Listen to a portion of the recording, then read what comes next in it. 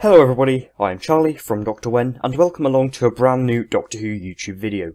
Today I'm going to be continuing my 12 story long fan series with the first Doctor story, Count Your Shadows, Chapter 4. Previously, then Ian has encountered loads and loads of different things, including the Doctor turning into a monster, Barbara being eaten by Vashta Nerada, and he's just found Susan in a really creepy room. So feel free to post your opinions on this chapter and the story so far in general in the comments, and what do you think will happen next after this chapter. Also feel free to put your favourite chapter down in the comments below, and subscribe to the channel and like this video. Without further ado, let's get into this video. Hope you enjoy. So this is Count Your Shadows, Chapter 4. What? Ian questioned, surprisingly calm. Why are you here? At the end of the room stood a girl.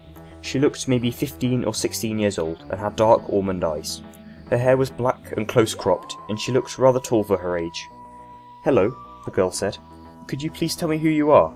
And where am I? Where is my grandfather? His name is the Doctor. Do you know him? Susan, Ian spoke quietly, still aware of the infernal clanging the monster-like Doctor was making on the door. What are you doing here? Why are you in the TARDIS? You left, didn't you? And how do you not know who I am? We both travelled with the Doctor for 2 years. I'm sorry, but I've never seen you in my life. I travel with my grandfather, the Doctor, in the TARDIS, but I don't know where this is. Susan's face grew worried as she realised where she was, then horrified at the body parts littering the metal floor of the room. Ian would respond, but suddenly, a blue glow emitted from the 3 points across the room, like what happened in the console room earlier that day, when Barbara teleported in. As before, small crackles of lightning shot out of the lights, forming people Ian had never seen before. The first was a girl, maybe 19 or 20 years old. She had long blonde hair and coffee brown eyes. The second was a woman, older than the first, maybe in her 40s. She had red hair and wore a name badge that read Donna. The final person, in the very corner, was a man wearing a beige military-like uniform. He had a black moustache and a gun was attached to his belt. Suddenly, Ian noticed that the 3 people were changing. Their skin turned a pale, chalky white, and their eyes turned a deep shade of black. Susan, Ian shouted, aware of what was coming. Run! The pair bolted to the wide metal doors, avoiding the carcasses littering the ground. When they were about 5 meters from the doors, however, a huge ball of metal crashed into the door, blocking their exit. Ian swung himself round to face the people. Who are you? Ian shouted, getting extremely angry at everything that had happened since the TARDIS broke. And what do you want? I am the Minister of War. I want nothing but to kill the Doctor. I have kept multiple of your companions imprisoned on my planet. I'm teleporting them here, and I'm using them as vessels to send messages to you, Doctor. I'm using the body of Rose Tyler. The younger girl spoke, in a low, monotonous voice. I don't understand, Ian spoke, rather confidently for his situation. I'm not the Doctor. I'm Ian Chesterton. You have the wrong person. I am using the body of Donna Noble, the older woman interrupted, in the same low, evil voice. I am using the body of Alistair Gordon Lethbridge Stewart, the military man spoke. Ian retreated slowly, afraid that they might turn into monsters, just like the Doctor did. Who is the Minister of War? Ian interrogated. Why are the Vashta Nerada here, and why has nothing made sense since the TARDIS broke down? Because, Ian, Lethbridge Stewart spoke, in a voice even more evil and menacing than usual. None of this is... His sentence was cut off by a shrieking noise of metal rubbing against metal. Ian turned around to find someone holding a huge ball of metal up with their bare hands. No signs of struggle on their face, not even a single bead of sweat. And that person was none other than Susan. Come on, she beckoned, signalling to Ian to run down the corridor. Without hesitation, Ian sprinted down there as fast as he could, not even having time to comprehend the fact that this 15-year-old girl just lifted up a huge ball of metal. All the time completely aware that the Doctor was right behind him, now even larger than before, destroying the ceiling of the corridor with his spine. He ran past a huge room, with millions of books stacked upon hundreds of dusty shelves. He turned into the room and locked the door behind him. Ian walked over to the nearest sofa and sat down, sweating with exhaustion.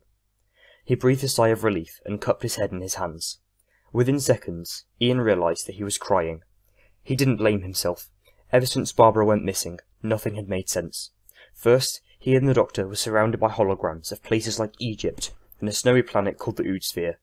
Then Barbara reappeared and was promptly eaten by Vashta Nerada. The Doctor then turned into a hideous beast. Ian found Susan, and now a person called the Minister of War was threatening to kill the Doctor, who he was mistaking Ian for. Suddenly, a thought occurred to Ian. Nothing was making sense. 2 and 2 were not adding up, and the pieces were certainly not fitting together. Maybe this was all a dream, all of it. Nothing made sense because nothing was real in the first place. Okay, Ian told himself. I'm in a dream. None of those things are real. Now all you have to do is to get out of the dream. And then, Ian did what any normal person would do to get out of a dream. He slapped himself in the face. Ian awoke, gasping with fear and horror. He was sat at a large oak desk, textbooks piles on either side. 20 or so desks were lined up in front of him, empty seats behind them. Scientific equipment, large and small, sat on polished wooden shelves. Ian breathed a sigh of relief when he smelt the familiar scent of musty books and wooden pencils. He was at work, in his science classroom at Coal Hill School. What time is it? Ian asked himself, checking his watch. It read 12 o'clock. That isn't right, Ian thought to himself. I'm supposed to be teaching at 12. Ian quickly grabbed a textbook from beside him and began to read, checking that it made sense. If it did, this was definitely real. If not, he would run as fast as his legs would carry him. Thankfully, the textbook did make sense, and read something about Isaac Newton. Ian chuckled to himself. Just a few weeks ago, he, Barbara, the Doctor, and Susan had met the man. Behind him, the familiar sound of his squeaky door rang through his ears. Ian usually hated that sound, but right now, it was his favourite sound in the world. In came Barbara, who he had never been happier to see. He rushed over to her and hugged her tightly. Barbara, blushing slightly, began to speak. Hello, Ian. Are you alright? You look nervous, stressed almost. Yes, Barbara, thank you. I'm fine. I just had a bad dream, let's call it. Ian spoke, relieved to see Barbara again. The real Barbara. Barbara looked different, however. Her face was paler than usual, and she looked cold and distant. Don't worry, Ian told himself sternly. I'm probably just paranoid after all of that. Ian, I'm sorry, but I have some bad news, Barbara said solemnly, her face pale and serious. What is it? Ian questioned, knowing it couldn't be much worse than what he'd just experienced. I'm sorry, Ian, but... Barbara spoke, her voice growing deeper as the sentences continued. Her face grew whiter and her eyes blacker. Her teeth grew into spines, and she became much, much taller. You are going to die today. To be continued. So I hope you've enjoyed that chapter, everybody. I definitely enjoyed writing it and just recording it now. And yeah, feel free to post your opinions on this chapter and the story as a whole in the comments. Also, what your favourite chapter has been so far. Feel free to like this video and subscribe to the channel if you want more daily Doctor Who content. And yeah, I hope you enjoyed. Next time. So tomorrow I'm going to finish a 13 video long series where I rank all TV stories in a certain series.